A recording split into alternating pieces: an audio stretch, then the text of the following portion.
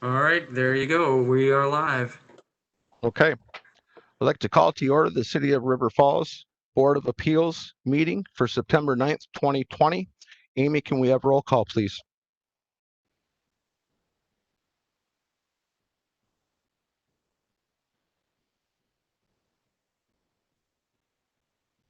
John, do we have Amy?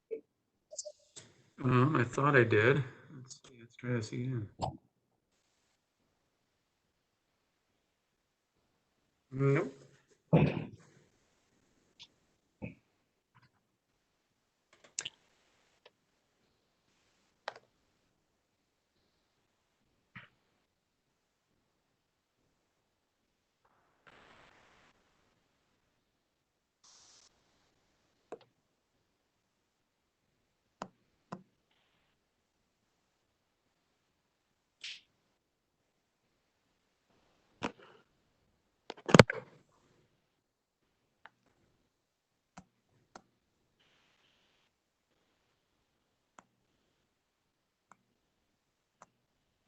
Just apologize to those that may be in council chambers or are currently waiting online. We're just waiting for our clerk to be able to get our meeting going here. So if you could just be patient with us, we would appreciate it.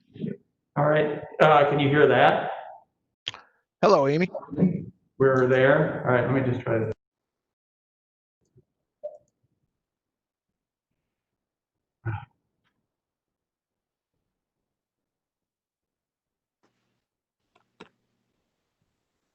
Does this work? Check, check. We've got you, John. Okay, all right. Sorry about that. Perfect. Always few technical difficulties. So I'll start that again.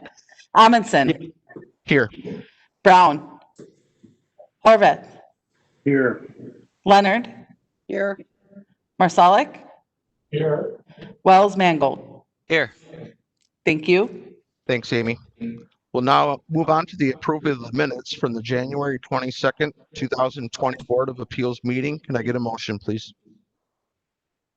Motion to approve. And just so everyone knows too, and I forgot to mention this to you guys earlier, that if we give a motion or anything, if you could just state your name so Amy has it. So Kellen, I apologize for that. But Amy, we do have a first from Kellen. My fault. That's okay. This is Horvath. I'll second. We have a first and a second for the approval of the minutes from the January 22nd, 2020 meeting. Do we have any discussion? If there's no discussion, can we have a vote, please? Amy? Marsalic,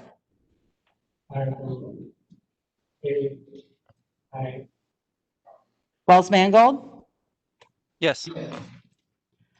Amundsen, Yes. Horvath, Yes. Leonard. Yes. That's all in favor. Thank you, Amy. We'll now move on to the reading of the public hearing notice, which will be read by Amy White, our city clerk. Notice of this meeting was posted in one public place, City Hall, as well as the city's website per Wisconsin statute 19.84 sub 1B2. A public hearing notice was also published in the Star Observer on August 27th. Additionally, public hearing notices were mailed to property owners within 300 feet.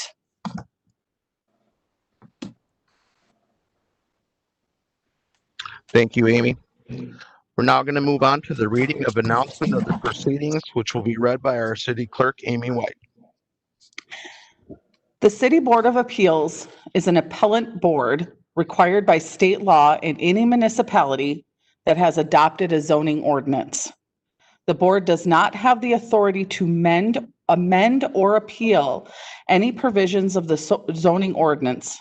Its authority is limited to the appeal regarding interpretation of ordinance provisions, consideration of variances, and if assigned by ordinance, consideration of conditional use permits. The board functions like a court. Its purpose is to give full and fair hearing to any person whose property interest is affected by these matters. Its job is to apply the zoning ordinance and appropriate legal standards to the facts of each case. The board meeting and hearings are open to the public. A tape recording is being made of these proceedings. A decision of the board may be appealed by commencing an action in circuit court of this county within 30 days after the date of filing of the decision in the office of the board. Any applicant who commences construction prior to expiration of the appeal period assumes the risk of having the board decision overturned. Each hearing will be opened by reading the application or appeal. The board's site inspection, if any, will be read, the applicant's statement, the Community Development Department report, followed by any related board questions. Witness testimony from those who have registered to speak, and then altering amongst those in favor and those opposed, and those appearing to provide information and related board questions are next, followed by responses from the applicant, the Community Development Department, and any remaining board questions. If the board has all necessary facts, it will close the record, deliberate, and decide the matter in open session before proceeding to any next hearings. Written decisions based on the decision of the board and evidence and record will be filed with the Board of Office and mailed to the parties involved as soon as applicable. Minutes of the board meeting and decisions will be available in the Community Development Department. Board members participating in this quasi-judicial decision must be impartial. If they cannot be impartial, they must recuse themselves. The concurring vote of over 50% of the board members is required to approve the variance. If the board is unsure if the applicant should be granted the variance at the end of the hearing, then the applicant has not met the burden of proof and the board must deny the variance request. Some simple instructions for the witnesses. You will be recognized by the board chair to speak, then called upon as a witness. You will then be put under oath. I will conduct an oath for each witness, which also includes our city staff reporter. Witnesses will have to provide their name for the record. Please confine your testimony to the facts related to the case at hand and try to avoid repetitive testimony. Tonight's meeting is being recorded and will be a part of public record. Please be sure your microphone is on when speaking and muted when not speaking. Anyone wishing to speak should have submitted their name and contact information prior to the meeting. After these participants have spoken, the Board of Appeals chair will ask if anyone in council chambers is left to speak.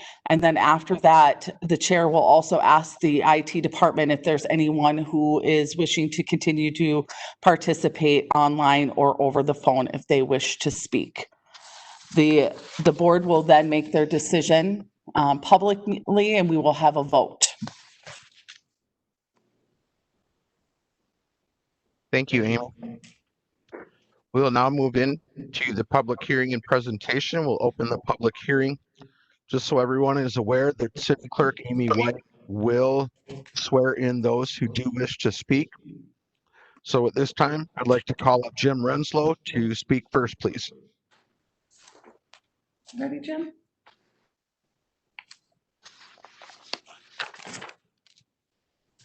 Good evening. Do you swear to tell the truth, the whole truth, and nothing but the truth in the matter before us tonight? I do. Thank you. And then will you state your name, spelling your last name for the record? James Renslow, R-E-N-S-L-O-W. Can I move this? Jim, yeah, go ahead and take it off, Jim, if you'd like. Thank you. I come in front of you tonight. You know, I've submitted the documentation. I don't think I'm asking here for anything more than what almost the entire state of Wisconsin has for setback. With multiple dwellings already in the downtown area and within the same area of the property that I'm asking consideration for, are within 75 feet or less. There are other buildings being built now on the other end of town that are within that range. I know that you know, this was on the agenda, and unfortunately, because of this COVID we are in right now, it has been postponed and postponed again. And I didn't receive any sort of notification when that was going to be coming back up because of city council meetings not continuing on. So I was actually suggested to come to the variance committee to get this approval in the meantime, so that it doesn't keep going on and on.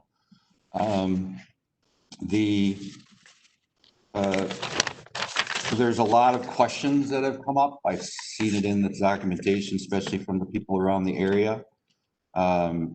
This is not intended for any, not that it matters tonight, because I'm asking for the setback. But there's questions about more housing for students and things like that. This is not anything of that nature.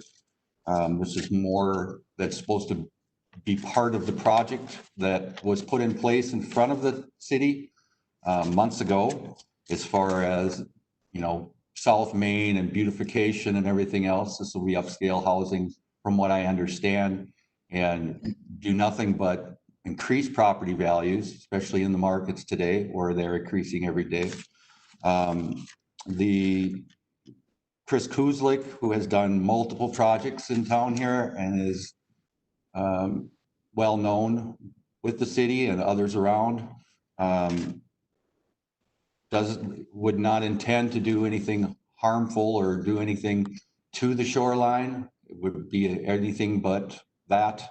We're just trying to make it, number one, better, and also with the current setbacks and what are on there, the more upscale housing is in the public interest, and the condition of the property right now will not allow economic development without some sort of scale.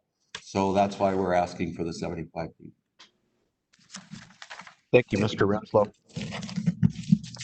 Thank you. At this time, I'd like to call up city staff for a presentation. Sam Wessel. Hi, Sam. Hi, Amy. Do you swear to tell the truth, the whole truth, and nothing but the truth in the matter before us tonight? I do. Thank you. Please state your name, spelling your last name for the record. Samuel Wessel, Wessel.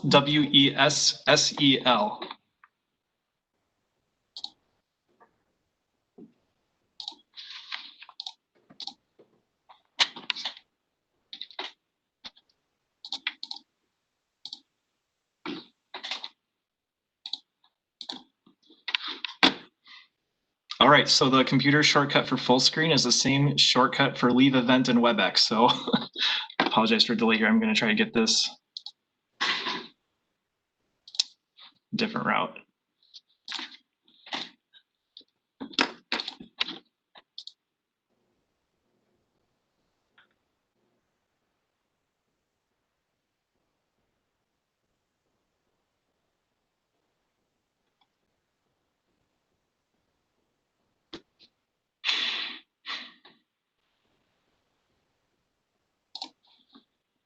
Okay, thanks for being patient.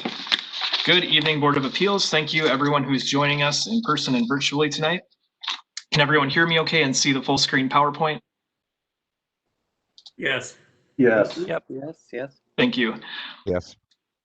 The request before you tonight is a variance to encroach on the shoreline setback at 641 South Main Street and 121 Cascade Court by reducing the setback from 175 feet to 75 feet. Tonight's meeting is the first public meeting involving an action regarding this site's future and will explain its history and next steps. Also, during this presentation, I will refer to the term GIS throughout a few times, which is short for Geographic Information Systems, and that's mainly just the program we use to make maps and do some measuring.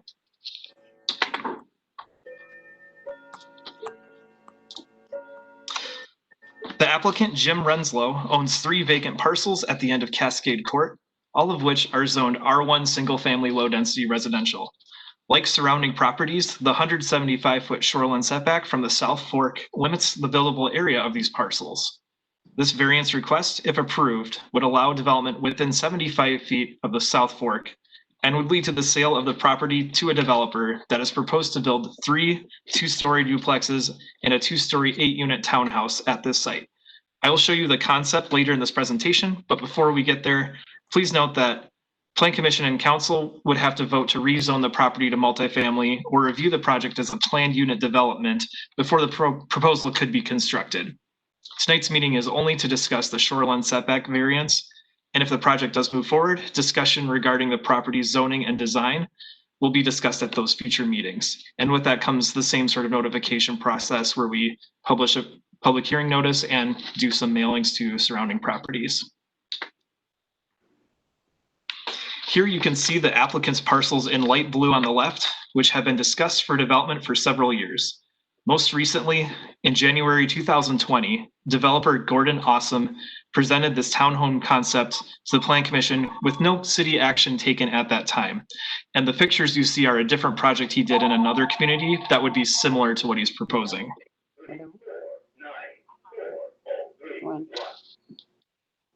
Sam, can I be stopped for just 1 minute? John, can we get muting on everyone, please, except Sam?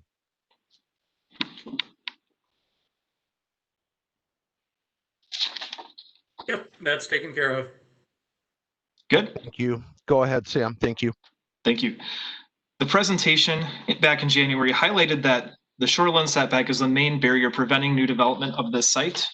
Redevelopment has been discussed at least as early as 2007, when Renslow applied for and was denied a variance to encroach into the shoreline setback on just the 641 South Main Street property. So that's the one on the right side when you're looking at those 3 parcels. The rationale supporting the 2007 decision was that it was zoned single family and there was enough buildable area on the lot for a new home. Please note that this variance request did not include the additional 2 parcels in tonight's request at 121 Cascade Court. So that's this parcel against the South Fork and then the one directly across the street from it. Also notice that this house and garage depicted at 641 South Main Street have since been demolished around 2018. Around the time of demolition, city staff discussed City Municipal Code Section 17-124-050 sub C with the property owner.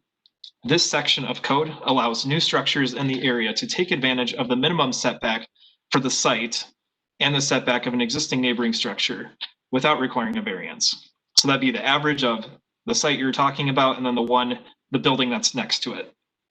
Using this approach, an approximately 157.5-foot setback for 121 Cascade Court and a 118-foot setback for 641 South Main could be approved by city staff.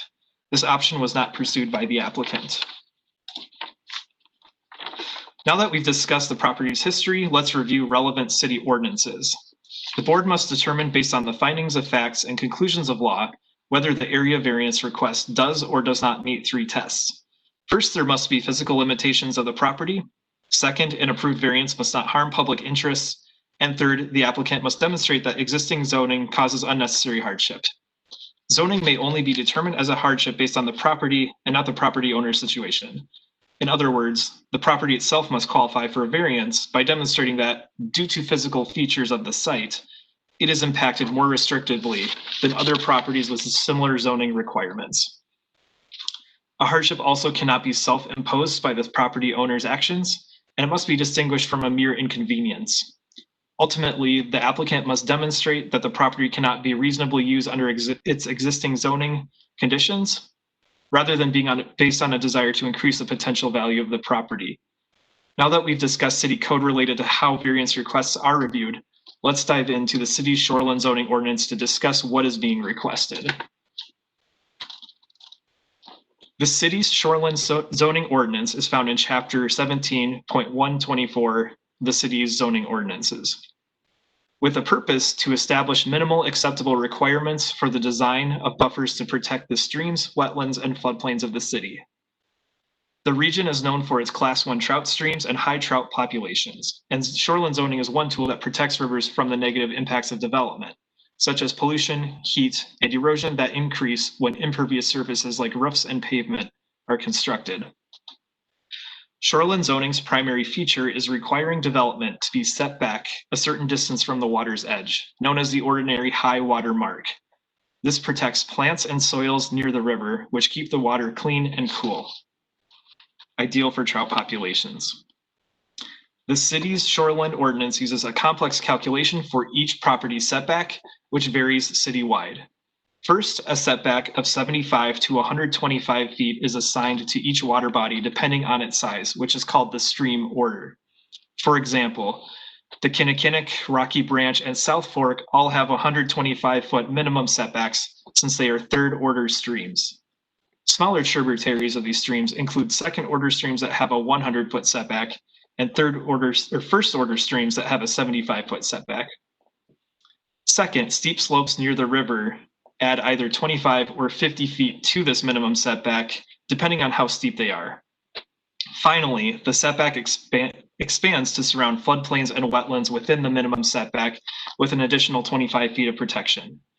The properties we're discussing tonight contain very steep slopes along the South Fork, and as a result, you have that 50-foot steep slope added to the base 125-foot third-order stream minimum setback, resulting in the total setback of 175 feet. After the setback is calculated, the area within it is divided into 3 zones. The inner 25 feet is zone 1, the outer 25 feet is zone 3, and zone 2 makes up the difference in between, which varies in size. These zones have different permitted uses, and each zone is increasingly restrictive as you move closer to the river. Pavement and structures are not permitted in any of these zones, but other uses such as stormwater facilities may be permitted in zones 2 and 3 with city engineer approval. Here's an illustration of how the setback is calculated for the subject properties we're discussing tonight, with the colors of the zones matching between the graphic and the map. Note that this air photo is a few years old and still shows the single-family home and garage that have since been demolished.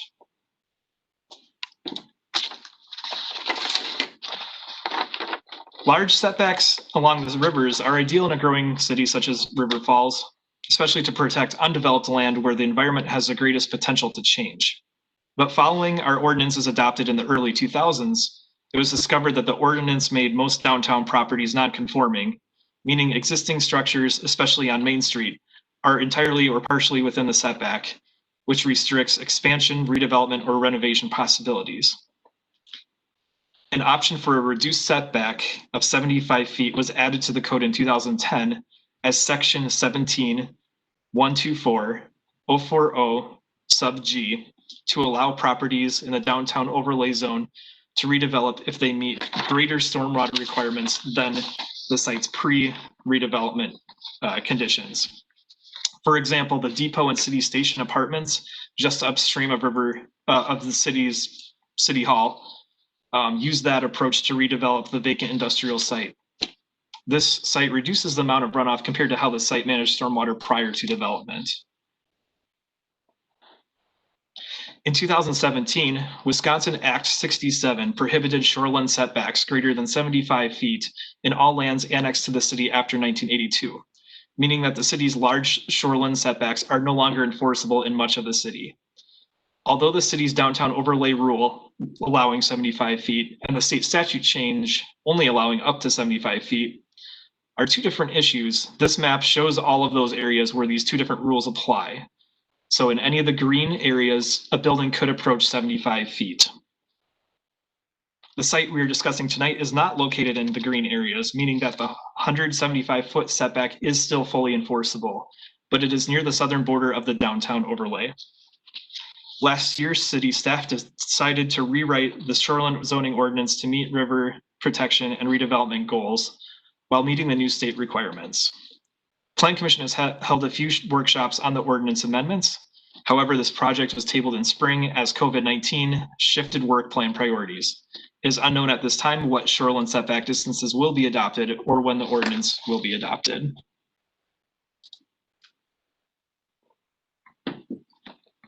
This map shows all properties along the South Fork on Vine Street, South Main Street, and Cascade Court, where existing structures are within the 175-foot setback. With a total of 12 structures, the distance of these structures are located from the river range from about 65 feet to 151 feet. with an average setback of about 115 feet. These measurements are more accurate if done by survey, but using the city's GIS data gives us these approximate measurements for reference. Now let's revisit the air photo we saw before. The 3 parcels in pink here are about 1.41 acres altogether, out of which about half an acre is developable and just under 1 acre is undevelopable due to the existing shoreline setback. The parcels are zoned for single-family homes, but currently only 641 South Main Street is a suitable building site for one, as the other 2 parcels do not have a large enough buildable area. If the applicant combines these parcels, the city has the option to vacate the end of Cascade Court, increasing the site's buildable area. And that would be the space in between the 2 parcels where you see 121 Cascade Court. Here is a concept site plan the applicant has submitted. As you can see, there are 2 75-foot setback measurements, one by the applicant as a red line and one by city staff in green. The 75-foot setback locations differ because of different data sources being used, but staff expects the 75-foot setback to be closer to what is depicted in green. If this is approved, the exact 75-foot measurement will be made on site and all buildings and pavement must be located outside of the setback. The existing 175-foot setback is depicted in gray and covers approximately 2/3 of the properties altogether. Stormwater facilities are also depicted in this image, and these may be located within the setback with approval by the city engineer. The requested variance only applies to the pavement and structures, but if approved, does not necessarily guarantee that the applicant will be able to put stormwater in the location depicted. Final stormwater design must meet all code requirements, whether the variance request is approved or not, and this will influence its placement in size and dimensions. Here's a map showing the existing 175-foot setback in gray, the requested 75-foot setback in green, and a series of contours that are spaced 2 feet apart from each other in vertical height to identify where the steep slopes are on the property. The existing shoreline setback's intent is to protect steep slopes from erosion, and granting a variance frees up portions of the steep slopes for development. The steepest portions of the slopes are located within 75 feet of the river, and the steepness decreases as you move away from the river. Several email comments were received from concerned neighbors regarding the loss of green space, traffic, waste disposal, maintenance, safety, and impacts to the river that the proposed townhomes could produce. Concerns related to the river are directly impacted by this decision made tonight, but concerns related to the building's design should be addressed at future meetings during rezoning discussions should the project move forward. The full comments are included in your packets, and I believe a few neighbors are in attendance tonight, both in person and virtually, and they will have a chance to speak after this presentation. Section 17-104-030 sub E of the Municipal Zoning Code authorizes the Board of Appeals to grant a variance subject to the following conditions. Number 1, that because of the particular physical surroundings, shape, or topographical conditions of the specified parcel of land involved in a particular hardship to the owner would result as distinguished from a mere inconvenience if the strict letter of regulations were carried out. Number 2, that there are exceptional or extraordinary circumstances or conditions applying to the land or building which do not apply generally to the land or buildings in the same zoning classification. Number 3, that the purpose of the variance is not based exclusively upon a desire to increase the value or income potential of the parcel of land. Number 4, that granting of the variance is necessary for the preservation and employment of substantial property rights of the petitioner, and the alleged difficulty or hardship is caused by this chapter and has not been created by any person having an interest in the parcel of land. And number 5, that granting of such variance will not, under the circumstances of this particular case, materially affect adversely the health and safety of persons residing or working in a neighborhood of the property of the applicant, and will not, under the circumstances of this particular case, be material detrimental to the public welfare or injurious to the property or improvements in such neighborhood. The board must apply these conditions and decide based on them. To grant a variance, a favorable vote of the majority of the quorum is necessary, and the motion regarding action should be very specific about the action being taken. Since the Board of Appeals is quasi-judicial and functions like a court, staff makes no recommendations that may prejudice a decision by the board. Staff is available to answer questions that may aid the board in their decision and may assist the board with drafting of the language once a decision has been made. Based on the findings of facts and the conclusions of law, the board must determine whether the area variance request does or does not meet the three tests: physical limitations of the property, no harm to the public interest, and unnecessary hardship. These tests are attached as Exhibit 3 in your packets, and I will give you instructions on how to submit them after the decision is made tonight. Board options for a motion on the variance request include: number 1, deny the variance. Any development on the site must meet the 175-foot setback, and that's both pavement and structures. Number 2, grant the variance, which would allow a 75-foot setback. Number 3, grant the variance subject to conditions or mitigation. Or number 4, table the request. The applicant must provide additional facts or studies to support the request. This concludes the staff presentation portion of tonight's agenda, and I will turn it back over to the board chair. Thank you. Thank you, Sam, for the presentation. At this time, I would just like to ask if there are any board members that have made any site inspections to the property that is in our packet tonight and up for discussion. I can state personally that I have visited the site. I have looked at the 3 parcels of property that are in question for tonight, so I can state that I have personally. Is there anyone else that has? And just a heads up that everybody was muted, so you'll have to either unmute yourself or do a temporary unmute by holding down the space bar. This is Gary. I visited the site and walked it and made some observations prior to the meeting tonight. I went out. Yes, I also have visited the site 3 times.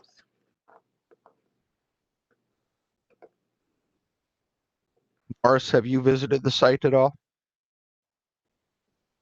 Yes. Have I what? Have you been to the site? Yes, I have been to the site. Just viewed it. I didn't talk to anybody. Okay. Kellen, have you had any site visits at all or spoken with anyone? I haven't walked the site. I drive past it literally every day on my way to work.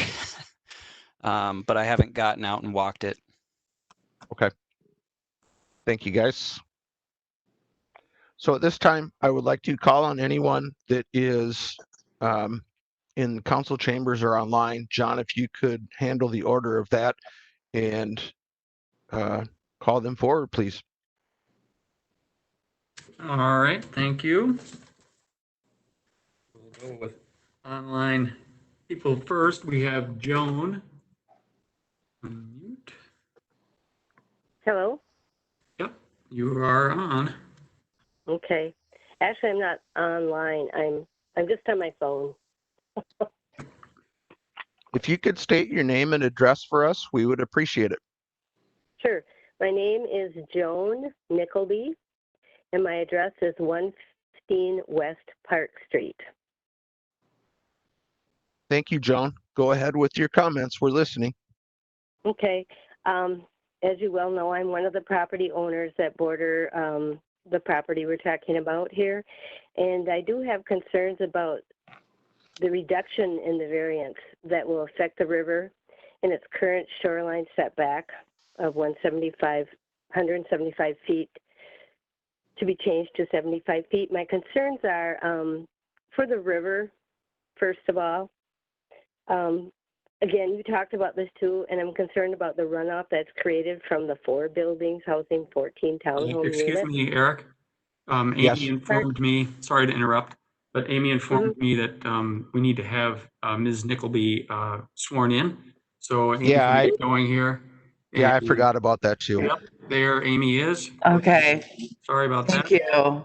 So Joan, because you are testifying with the Board of Appeals tonight, Joan, City Clerk Amy White does need to swear you in for your testimony. No problem. Thank you. Okay. Go ahead, Amy. Joan, do you swear to tell the truth, the whole truth, and nothing but the truth in the matter before us tonight? I do. All right, thank you. Continue. Thank you. Thank you, Amy. Go ahead, Joan. Okay. So anyway, my first concern is for the runoff that's going to be created from 4 buildings housing 14 townhome units. And like you mentioned with the sidewalk, and I don't know if they're putting in, the road, just a lot of concerns there. I'm also concerned about there's a possibility of seepage or spills of oil and gas from all the many vehicles that'll be there, because if you have 14 townhomes and most folks have more than one vehicle, I just can't imagine where those are all going to go. But that's just another thing to think of, is how it can seep and affect the rivers. And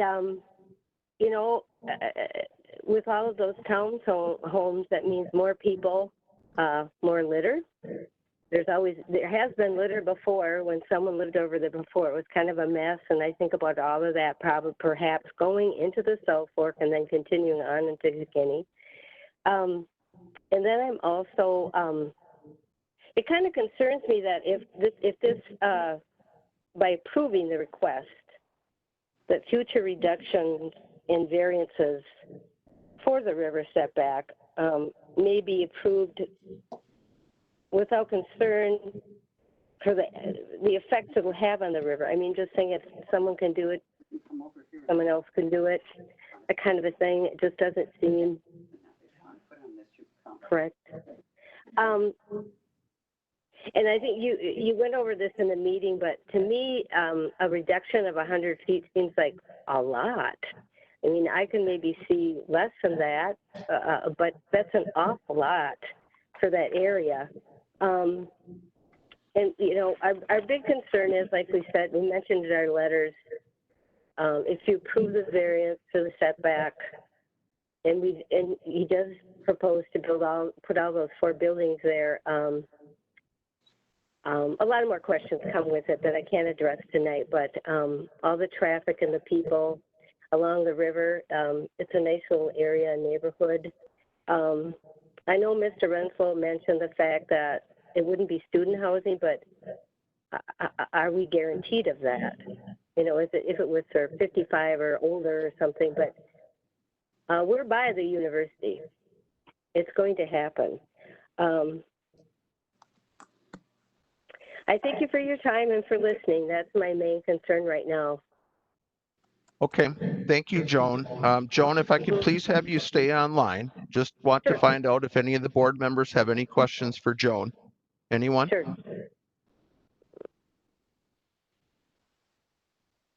With no one having any questions, Joan, we thank you for your time. Thank you. You're welcome. John, you can go ahead with the next person, and just a reminder that they will need to be sworn in by Amy. All right, I have Tyler Cole-Hagen on and unmuted. Okay. Hello. If you could please state your name and address and spelling of your last name for the record, and then Amy is going to swear you in, okay? All right. My name is technically I go by Tyler. First name Stephen. Stephen Cole-Hagen, Kohlhagen. And our current residence is 123 West Park Street. We're on the corner of Park and State Street, which then turns into Cascade Court. Okay, thank you. And do you swear to tell the truth, the whole truth, and nothing but the truth in the matter before us tonight? Yes, I do. Thank you. Go ahead with your testimony, Stephen. We're listening. All right. Well, as a homeowner with 2 small children, I'd love to have families welcomed into our side street here. However, allowing a variance that could add up to 14 units in 4 buildings, one of them being a large, long row of townhomes that engulfs the riverside, requires an alteration of our small, peaceful side road, which in my way is not an way to encourage and welcome young families or professionals into the space. With that added, it also means that there's that risk of more trash in the streets and rivers. As it is, we're surrounded by college rentals in our neighborhood, and constantly we wake up in the morning to people leaving trash in our yards and on the street. So that's a major concern. And then with the river being right there and the properties being on top of the river, what keeps that from ending up in the river? They're, as you guys stated earlier, these are, considered very popular trout streams in this area. And I myself, I've, gotten into fishing again recently, and I enjoy being able to walk down there and go fishing and have the peace and the beauty of going to that river for that. Also with that added, if it gets considered that they want to add 14 units to this property because they approve this variance, the road that we're on currently is a dead end road. We have 2 small children out in the summer. They love to go take their bikes, their skateboards, or scooters, and go up and down the street because it is a dead end. There's very little traffic on it. People don't go flying through, getting from one place to another. It's generally residents in the neighborhood. They're familiar with us. They're familiar with our kids. They're respectful of the fact that they're children that live on the street. You go adding a property with 14 units and, at a minimum of 2 people per unit, that's 28 people, possibly up to 28 vehicles. That would be up and down a street that right now currently has, 5 houses on it. You're over tripling the size of this, the space that's currently here, which, what does that do for the traffic up and down the street? What does that do for the safety of our children that live here? And, with that too, with the added traffic, if they decide to approve this variance and build a bigger building, are they going to have to widen the street? If that's the case, our property is probably one of the smallest properties in this area. If they widen the street, we take a property that we have that's a postage stamp as it is, and you cut even more off of it. I mean, we're living on a very small space here. So, there's the risk of that as well. So, that's kind of our concern with all this being said. And, looking at some of the previous things that were brought up, there was a discussion of a smaller, scaled down version of what he's talking about with less homes. And that would provide, a lesser impact on the neighborhood. Right now, if we go with 14 units because we approve this variance, it's like trying to fit a boulder in a teacup.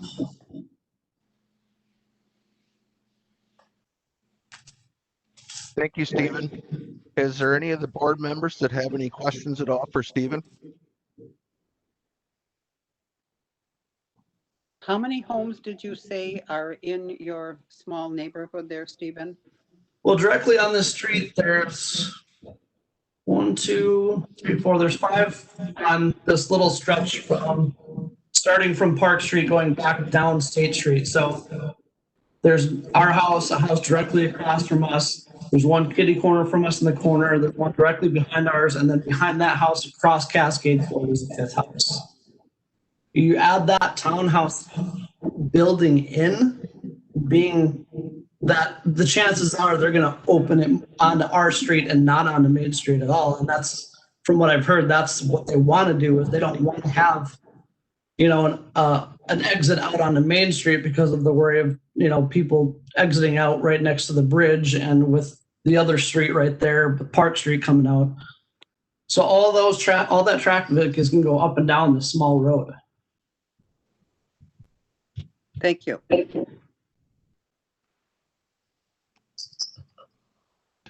Side of Park Street, correct? Say again? You are on the north side of Park Street. Correct. And then the east side of State Street, correct? Correct. Okay, and are you on the corner? Yeah, little blue house on the corner. Okay. Now I know where you're at. I was just trying to figure out where you were. Yep. Does anyone else have any questions for Stephen at all? Okay, with no other questions, Stephen, we appreciate your time. Thank you for coming tonight. Thank you. John, we're ready for the next one. That's all the speakers that we have online, and I can send it over to Amy if there are people in council chambers. Sounds good. Thank you, John. Yep. Yes, Eric, there is one in council chambers that would like to speak. Okay. Good evening. Good evening. I'll have you state your name Okay, Spelling your last name and your address, please. Okay, my name is Jim Sullivan, Sullivan, and I reside at 125 Cascade Court. Thank you. And do you swear to tell the truth, the whole truth, and nothing but the truth in the matter before us tonight? I do. Thank you very much. Okay. Thank you. Let's see. Two things that I heard earlier today is that the comparisons, they brought up the downtown overlay, and then they also brought up the industrial development area for the apartments and things like that were built. I don't think these even should be mentioned because this is not comparable to either one of those areas. This is not in downtown, and this was never an industrial development area. So it's really no comparison. The land that is at 641 Main Street, that lot, the existing building was outside of the 175-foot area, and there's plenty of room there, and it still could be rebuilt and replaced without the need of a variance. I know there are 5 conditions that have to be met, and 2 of them are very similar. They both number 1 and number 4 require that there be a hardship to the owner of the land. That does apply to one of the 3 properties. There is the property on the south side of Cascade Court, which is a very small lot, never had a house on it. It's too small to even build on, and it does not even have an address. It was purchased that way with those conditions, so that's not a hardship. The other address, of course, is 641 South Main, which had a house generating income. It was the owner's decision to not continue to rent that out and to, in fact, tear it down. It could be rebuilt right now without a need for a variance and restore a single family or rental unit there. The one house that cannot be built right now, which is a hardship to the owner, is 121 Cascade Court. That was a single family home. It was destroyed by fire. At that time, I understand that there is a grandfather clause that if you are allowed to rebuild within a restricted area within a certain amount of time. However, the owner chose not to rebuild and left the land vacant. I believe that requirement that grandfather clause has now expired. So 121 Cascade would need a variance to be able to rebuild. My concern is tying all 3 properties together to get this variance passed. I am against it for 641 Main Street. Again, the little tiny spot on Cascade doesn't even count as a building site. But for 121 Cascade, I would be the first in line to support the property owner to get a variance to replace the single family home that once was there. That would continue to maintain our street as a single family home neighborhood, and it would be a welcome, I believe, by all neighbors. The other items that do come up is there exceptional and extraordinary circumstances or conditions applying to the land or building, which do not apply generally. There are no exceptional circumstances there. As neighbors, we all now must comply to the same requirements. If we want to add a deck to our house, we cannot do so close to the river. Our houses, although built prior to, I think ours was 1950, we are closer than 175 feet. That was because it was before this was done. We now have to follow that, though, for any modernization or rebuilding. So there are no reasons why this is exceptional or extraordinary. The third item is that the purpose of the variance is not based exclusively upon increasing the value of the land. Well, that really appears to be the only reason, because it's a combination of the 3 properties to exceed its value. If the properties were kept separate, he could build a house on Main Street right now, as is. If we get a variance just for 121 Cascade, that could be a single family home. And then the property that was always vacant and never big enough to build upon, that's not really a a hardship because it was always that way. The last item that I have is that number 5, the granting of such variances will not under any circumstances adversely affect the health or safety of the neighborhood or the property. My concern there is that with the development and the 2 designs that we've seen, it's going to be great coverage of that area, especially so close to the river. One of the buildings or designs, which was not shown here tonight, I understand that the one that I saw tonight, I was told that one is no longer in play, that it was a different one. I may be wrong, but that's my understanding of this concept site plan. But my concern is that there won't be any area for runoff, and that if these buildings are built with the large roofs, with the sidewalks, with the driveways, where is that water going to go? What you may not know about this area is that we live on a limestone shelf. If I dig down between 1 and 2 feet anywhere in my yard, I hit limestone.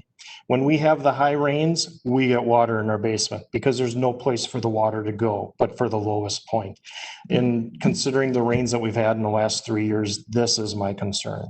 So there will be runoff into the river if there are large buildings built that close. My concern about that is there's just no other way to get around that.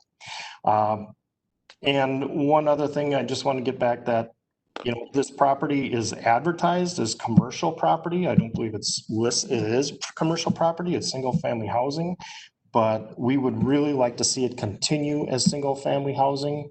I would 100% support that one house on 121 Cascade being rebuilt, and also seeing a house same size, very similar to what was on Main Street at 641. And that is all I have to say. Thank you very much. Jim, I thank you for your time. If I could have you still stay up there though, just in case any of the board members do have questions. Jim, I've got just one question. What was your address again? I know you said you're on Cascade Court. 125. Okay, so you, correct me if I'm wrong, it'll go 121, 123, and then you're home to the west, correct? Yes, Okay. we would be on the northeast corner. Okay. Does anyone have any questions at all for Jim? I'm sorry, I did not get your last name, Jim. Sullivan, Sullivan. Thank you. Jim, this is Kellen. I do have a question. Yes. You mentioned that if you wanted to do any improvements to any of the homes, that you wouldn't necessarily be able to because of what's currently in place in the ordinance. Do you know of anybody that has attempted to try and get a permit to add a deck or improve their home in any way, and whether they've been rejected for that because of this ordinance? No, I do not. I was just stating that we are required by, law to do the same thing that we're doing here today, and we would have to get a waiver. Yeah. Kellen, Jim's correct. Is it if they wanted to do anything that encroached in any of the setbacks, that Mr. Sullivan's correct, they would have to come actually back in front of this board to request a variance themselves. Yep. I was just wondering if this has come up in the past and what those outcomes might have been if he had been impacted or knew of anybody. Gotcha. Is there anyone else that has questions for Mr. Sullivan at all? With no one speaking, Jim, I thank you for your time and appreciate you coming. Thank you. You're welcome. Amy, do we have anyone else in tonight's audience that wishes to speak on this issue? There is no one else. Thank you. Thank you.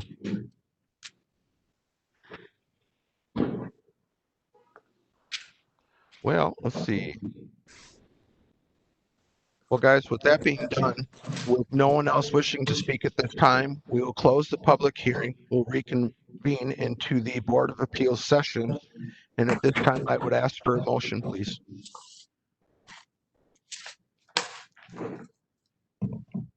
I so move to go to closed session.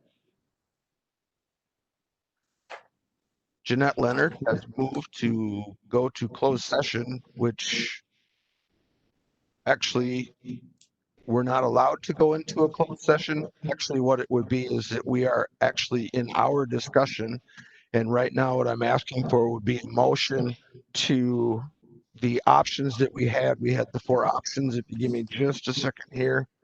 The options were to deny the requested variance, and that the new development must meet the existing 175-foot shoreline setback, or a motion to grant the requested variance where the new development must meet a 75-foot shoreline setback. A motion to grant the requested variance subject to any conditions or mitigations that we as the board may add or amend, or a motion to table the request and require the applicant to provide additional facts or studies to support the request. You're muted, Amy. Thank you. You just missed one step. I just wanted to call to your attention. The applicant actually has an opportunity to respond if he so chooses. Oh, okay. So I'm going to verify with him really quickly. Would you like to respond to any of the comments or questions that have been provided to us tonight?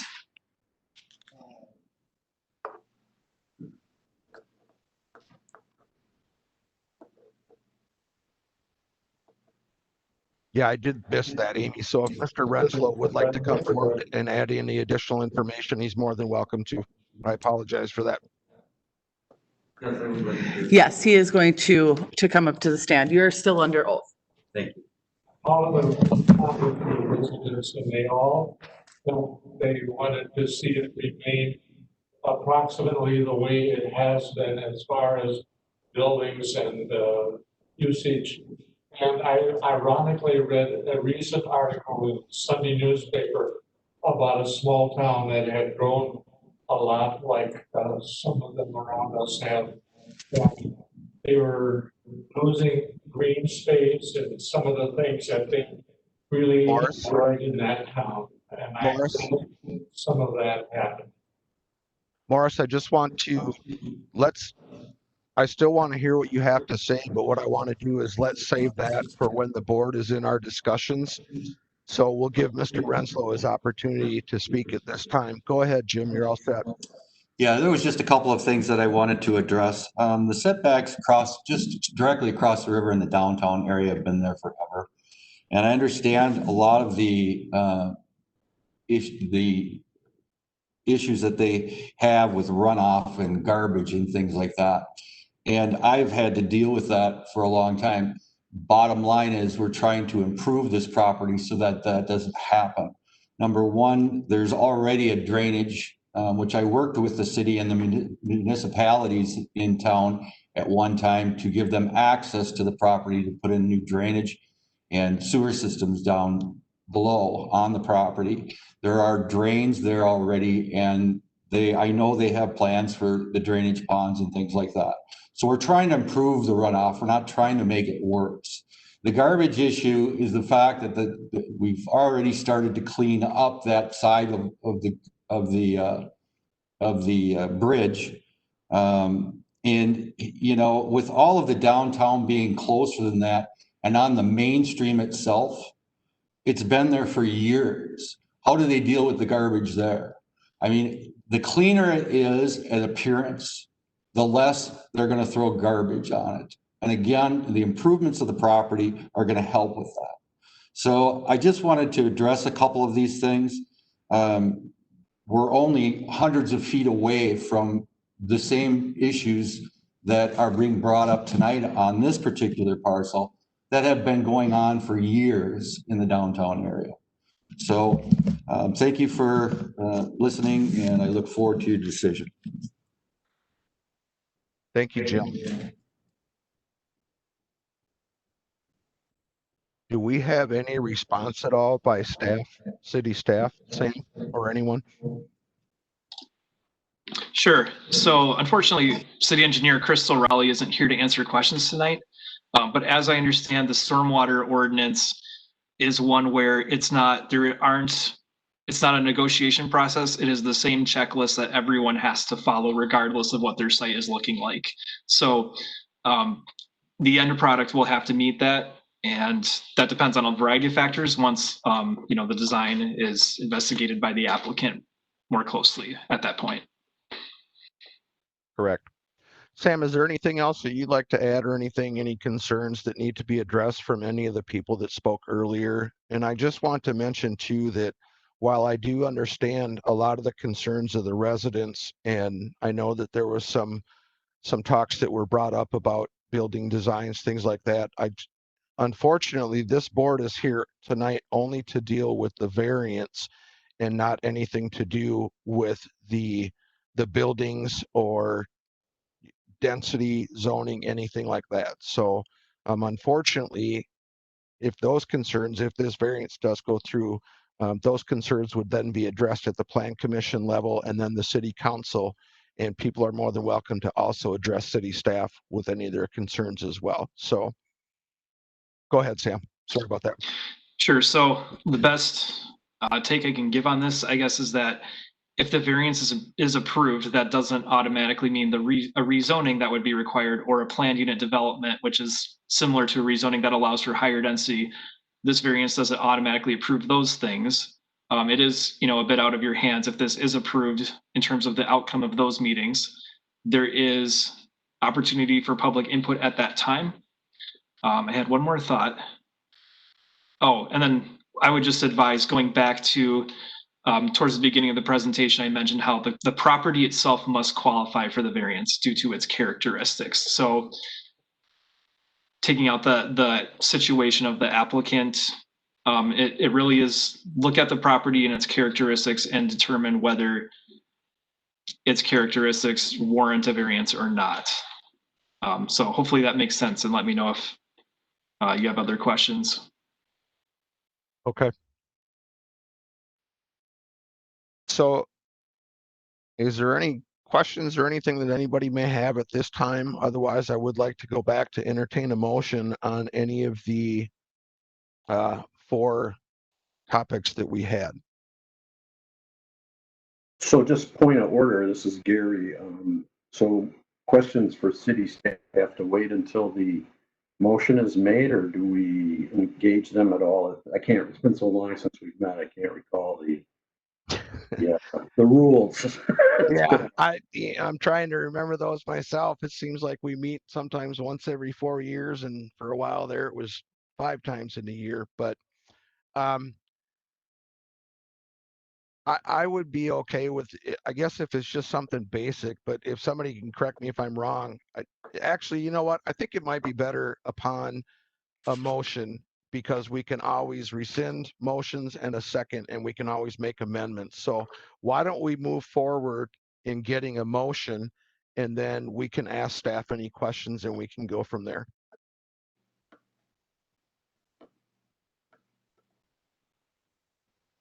So do we have a motion in regards to the variance that's presented for us this evening?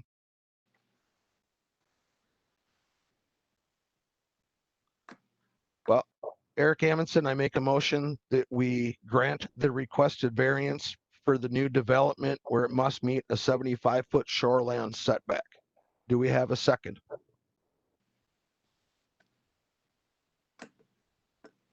And just to let you guys know that you guys are muted, so if we need a second, you'll have to unmute. And we cannot have discussion though either, guys, until we do have a motion and a second.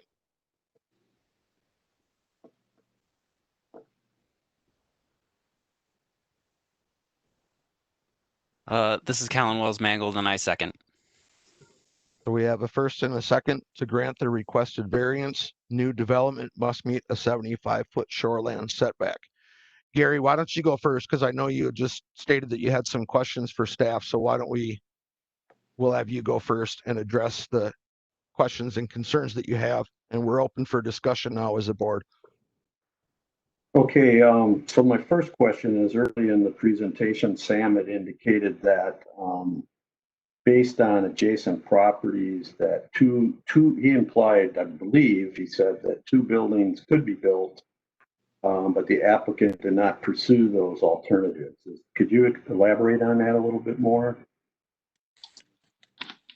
Yes, so right now as the parcels currently are, you have 121 and 641 next to each other. So there's a section of code where if you're on an older site platted prior to 2003, you can take that 175 setback or whatever your normal setback is and a setback of a neighboring structure within 200 feet of yours. And then you basically take the average of those two measurements and that becomes the closest you can build to the river.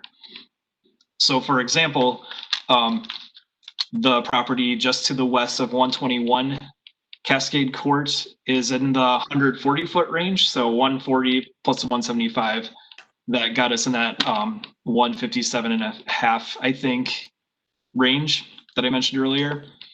And then for 641, it would be the property across Main Street. And that one is about 65 feet from the river. So it'd be the average of that and 175, which results in about 118, if I remember correctly.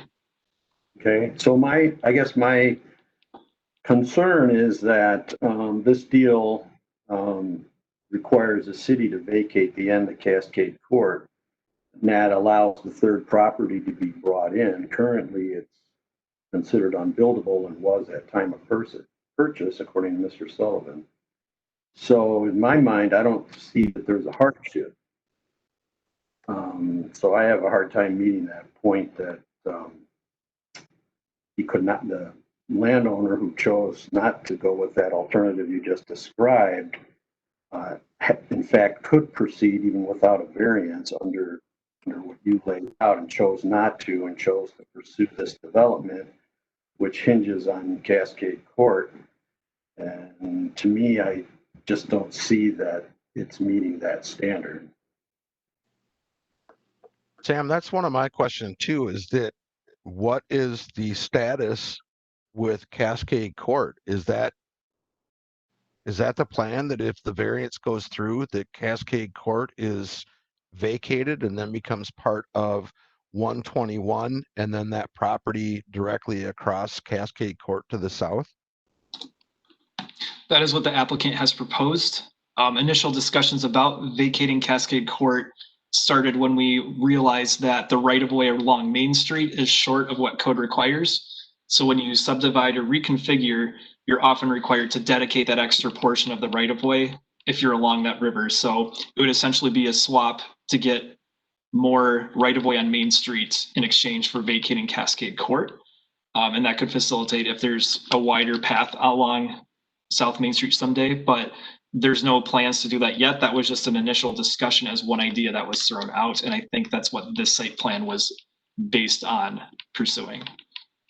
So it would basically be what the city is vacating on Cascade Court. Mr. Renslow, as the property owner, is giving right-of-way land on South Main Street. Did I hear that correctly? That's what you meant? Yep, that's one idea.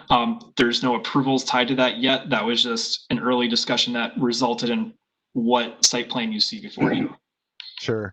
Because the reason I'm asking, I mean, I had some of the concerns that Gary's brought up too, but you know, my question with that is that with South Main Street, the city currently doesn't have that right of way, but my understanding too is that just kind of researching and just from previous experience working with the city is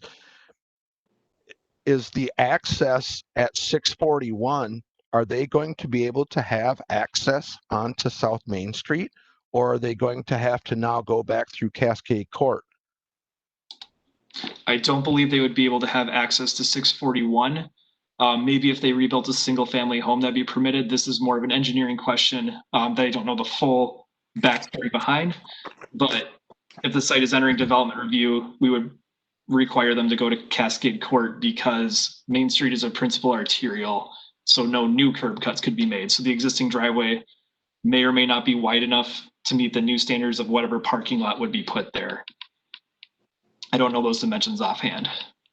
No, and that was I guess that was one of my concerns and kind of why and just for the board, just so you guys know, this was kind of one of the reasons that I made the motion to approve, is that knowing in some of the questions that I had asked previously, just with engineering and stuff before, is that there is no longer going to be access to South Main Street for lot 641 South Main Street, and that moving forward, and like Sam said, I believe if I am correct, I'd have to verify with engineering again, that the only way that access that is currently there would remain is if they were to rebuild a single family home. Now, I'm not sure what the issues would be if they were to build a single family home, but I think if a new structure was to be built, Sam, would they have to have a variance for that too? So if we required a driveway to switch over to Cascade Court and they would do new developments and they wanted to connect to South Main Street, you're asking if they would need a variance to do so? No, I guess so if 641 was to be developed as a single family home, I know that he would still have his South Main Street access, but building a new structure, wouldn't he need a variance depending on where the new home would be built? If it was just a single family home? A variance to the driveway location? Or No, just the structure itself, a new structure, because of how that lot is and how far that 175 feet comes back. so a variance from the shoreline setback. Yeah, but he Correct. said, Eric, he said that because of the surrounding structures, they would meet, they could do this without a variance. He could build a home. He wouldn't need it because of where the structures to the left there are. So I guess my big concern is there was an alternative for two homes without a variance. The other lot that's unbuildable is, the fate of that depends on actions in the future. What we're faced with are the two properties. We can't just say, well, they're going to, vacate Cascade. So I just don't see the hardship in this case. So so I guess that's my biggest concern. And then as far as some of the talk about, I was involved quite a bit with the 175-foot setback ordinance way back in the day when that came in. And, true, it was meant for new development because the city was vastly expanding at that time. And the fact that the legislature undercut the local control is unfortunate. But, the goal of protecting the river and the corridor is still a valid thing. And I guess my only concern with the development as it stands is, like Mr. Sullivan said, that's all limestone. I don't know how you're going to treat water on top of rock. The whole concept of these stormwater ponds in the city is dependent on infiltration and metering it out. And I looked at the site when I went down there today and I thought, well, that's just the shelf of limestone. And I don't see how that's achieved. And then the other thing that disturbed me is a couple places in the packet talk about city station and the depot. I mean, I have yet to see how that has really improved water infiltration. I mean, I think I understand what they're doing, but I've walked my dog by there all the time and there's a lot of water coming off that site. And I mean, I wouldn't hold that out as an example of river protection. I think that's unfortunate what happened there. So my concern is how you're gonna, all that impervious surface, where are you gonna go with it? I just don't see it. So I understand that the 175 foot in town is a problem, and I understand, unfortunately, the city didn't amend it. I get those issues, but there still is an intention to protect the river, and I'm concerned about the stormwater. You can put it on the map there, but I don't see how that's just going to go right on out. It's concerning to me. It'd have to be a much different approach, and all that space that's impervious, it just seems kind of excessive for that small site. But really, my main concern, I mean, I'd be inclined to, if it was just that, I would probably make a stipulation. I'd like to see that infiltration, how they're going to do that. But I just don't see that we meet the standards set forth by the state for hardship in this case. I don't want to speak. No, you're fine. That's what we're here for. I don't want to speak for engineering, but Gary, I share the concerns as well, with stormwater runoff, things like that. But just from previous office experience, I know that the city's stormwater ordinance, in all honesty, really is a great, amazing ordinance. And I know that if anything was to come through in regards to this, it has certain qualifications or whatever. I'm not exactly how to word it, but it has requirements that it has to meet. So even with whatever they have on a map here for design, it has to meet the requirements of the ordinance. And if it doesn't meet the requirements of the ordinance, then a new plan or something has to be done. So, they're valid concerns. I'm not disputing those concerns at all. I just want people to know that the city's stormwater ordinance, and I remember when that was created, 20 years ago, whatever it was now, really is a pretty good ordinance, and it does have to meet requirements. So that would go through engineering, and if the requirements aren't met in regards to that, then they would have to come back with something that does meet the ordinance.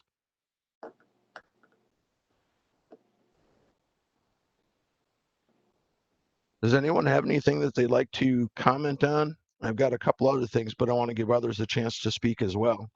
I don't know if Morris, I know earlier you had some stuff that you were wanting to speak about as well. Well, I only had that thought of, it may have some green space thoughts for people that if we start doing things in removing of those types of areas, we may be wishing we had. I think that's some of the thoughts of the people who spoke from the neighborhood. They'd rather see it stay about as it remains, or it has remained, rather than seeing any construction taking place of any consequence. Jeanette, did you have anything you'd like to say? Yes, I do, because I'm looking at number 3 here, and being a property owner and with many rentals, I know that if this ordinance, if we grant this variance, this lot will be worth much more, because I suspect that they will have no problems getting an R2. And if you can put one house on a property, it is one value. If you can put 14 on a property, it is considerably more. So it is going to be an increase in value or in an income to Mr. Renslow. Now, Mr. Renslow has owned these properties for many years, and he knows what he had. So I don't believe it is a hardship for him at all. And I too am very concerned about runoff, because when we have built many of our rentals, we have had to be very cognizant of those facts. Kellen, did you have anything you'd like to say? No, I've just been thinking the exact same things that everybody else has already said, so I have nothing else to add. Okay.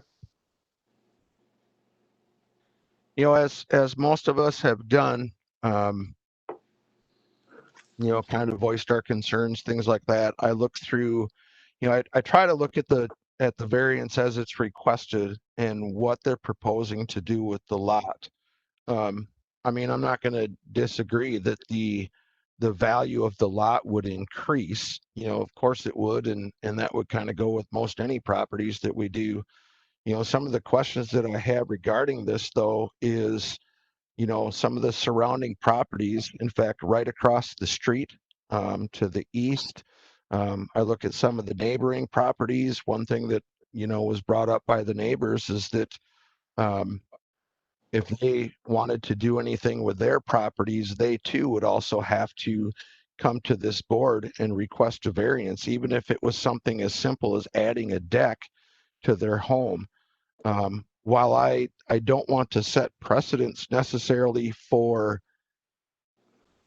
developments maybe of this kind, I'm trying to think long term in the event that some of these other properties along this shoreline here, in the event that they come forward with a variance as well. You know, if we're looking solely at the purpose of just the plan that a developer may have for this parcel of land, that's one thing. But I'm thinking even if Mr. Renslow decided just to put a single family home on there, he's highly restricted, obviously, at 121 Cascade Court, where he is also restricted in 641 in regards to the placement of a home there and any structures that may or may not be outside of the main home itself. So I'm trying to actually look more towards the future and what people may or may not need that are along the shoreline. I look to the north across there, and it's the same thing. I don't know what that house number is. It's 61 something, but you know, that thing is probably closer to 50 feet to the shoreline. In regards to the downtown things that we were talking about and the areas that were shadowed in green, regards to 175-foot setback, I mean, that it's pretty restrictive. I mean, I don't agree with it. I never have. And I think that personally, my opinion is that the state made the right decision, but we can also make these decisions as cities as well and what we choose to do. But I think that in going along with other properties that do come along the Kinnickinnic River and the 75 feet, the new buildings next to City Hall, I know that there's concerns about the river trash. I do think that one thing Mr. Renslow had stated is that he's attempting to improve the property. And I think that improving the property is going to help a lot. I think that the stormwater runoff issue is covered by the City of River Falls stormwater ordinance and runoff ordinance that we have. So I'm leaning towards approving it, guys, in my opinion, because of now, in the future, what may or may not be needed by other residents, and also what the city has kind of done with other precedents in regards to river and other locations, and this not being the main Kinnickinnic River, but the South Fork branch of it. So those are my thoughts. I don't know if that makes any sense to anyone else, or if anyone else has any comments on any stuff that I've said. I'd be more than happy to welcome some input. I'd like to remind the board that we had a similar issue come up about a year and a half ago on North Main, and we disapproved it because we didn't want to set a precedent, if you will remember that one. And it was only a few feet that she was asking for. I do remember that, Jeanette. It was Paige Olson with, right. You know, and she was wanting to do actually some handicap accessible stuff. I voted for that. I don't remember who else did. But anyway, you know, I think if based on what the state has done back in 2018, I'd have to look. That one might actually even go through without us. So I don't know, guys. Like I said, I'm open to input on some of the points that I made. I mean, if I'm in error and somebody has something, I'm more than welcome to hear it. But those are my thoughts, guys. I think if we approve this, we will be setting a large precedent. What do you think that precedent would be, Jeanette? I mean, I'm asking because I'm also, like I said, I'm also thinking of surrounding properties, not just these here, but others too along the river and other areas that may be impacted along the lines in the future. Yes, I do believe that there is a large difference between single family homes and large developments such as this. There is, when you own your own home, generally, and I'm speaking as a landlord, you take better care. Even though I have wonderful tenants, I still do have to stay on top of them, and I am a local landlord. I do think that going from a single family home into a multi R2 zone here, which this would then need to be approved, is a detriment to our waterways. And I do think we have to protect our waterways now more than ever because we do have so much pollution. Eric, I would also say that what's being asked here is a pretty large development versus like one of the neighbors coming to ask to just put maybe a deck on their house, which wouldn't necessarily really affect the land that much, and runoff and everything else that's being brought up and how it would impact the river. You know, those seem really minor compared to completely changing the entire landscape of that space. Sure. So close to the river. Sure. I hear you.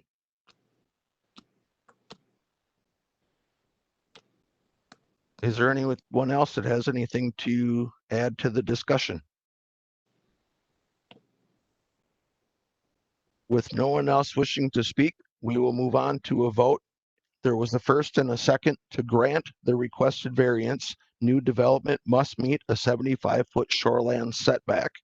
That, guys, basically would mean that a yes vote would approve the variance as requested by Mr. Renslow.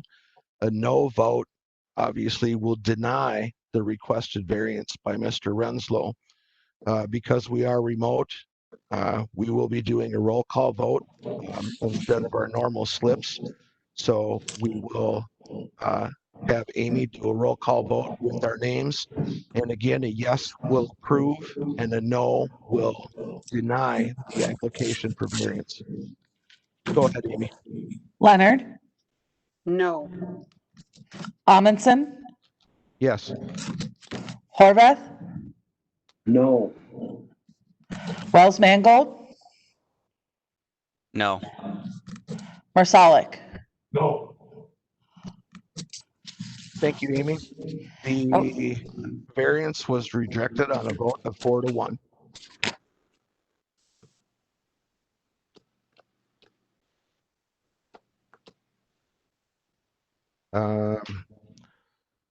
Sam, I don't believe there's anything else from here that I can remember.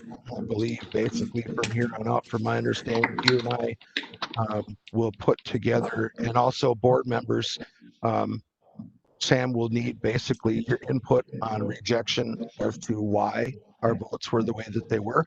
And then Sam will put together the decision based on our input, and then he'll get in contact with me, we'll sign that, and then we go on. Sam, is that correct? Yes, so Exhibit 3 in your packets for the evening, they contain the decision form. You can either print them off and write on them and then return them to City Hall either by mailing in, that's 222 Lewis Street, or there's a drop box in that upper level parking lot. You can just throw it in an envelope and put it in that box, and then they will know to scan it to me. Otherwise, you can also email me your responses. And basically what I do, since, obviously we had some discussion with various things going into it, we'll compile all the rationale that supports the denial, and then we'll review the language. I'll review it with Eric, and then the signed decision gets filed and sent to the applicant. When would you like these by, Sam? By code, we have 14 days to, well, we did make the decision already, but how about, is by Monday doable for everyone? Or would you like more time? I think I would need a little bit more because my husband is having his 90th birthday and we are very busy. How about 1 week from today? Okay. I was just going to say, Sam, if we could either go to next Wednesday or, the end of the week, whatever, that would be preferred. I know that some people do have things going on, like Jeanette had just mentioned. Yeah. How about, let's just make it Friday. That gives everyone more breathing room. And we have the decision made, so it's not as urgent to get that done, tomorrow or anything. So. Okay. Thank you. Yeah, why don't we do that then? We'll just do close of business 5 o'clock next Friday, whatever that date is. 18, I think. 18th. Yep. Thank you, Jeanette. Yeah. So by the close of business on Friday, the 18th, 5 p.m., board members, if you can have your information from the conclusions of law exhibit 3 in your packets, have those sent to Sam via email, or like he said, dropped off at City Hall or whatever. And then we'll review that. And then I will also send that out before I sign anything. I will send stuff out to you guys as board members for review, just to see if anything needs to be added, changed, removed, or whatever before we go ahead with finalization. Sound good? Fine. Okay. Sam, anything else to add? Nope. I think the last thing is just to move to adjourn. I was just going to say I'd entertain All a right. motion to adjourn. Kellen, so Word. moved. Horvath second. It's been moved and seconded by Kellen and Gary to adjourn. All in favor, say aye. Aye. Aye. Opposed? We are adjourned. Thank you, Thank everyone. you, everyone. Sam, is there anything you need from me tonight yet? Nope.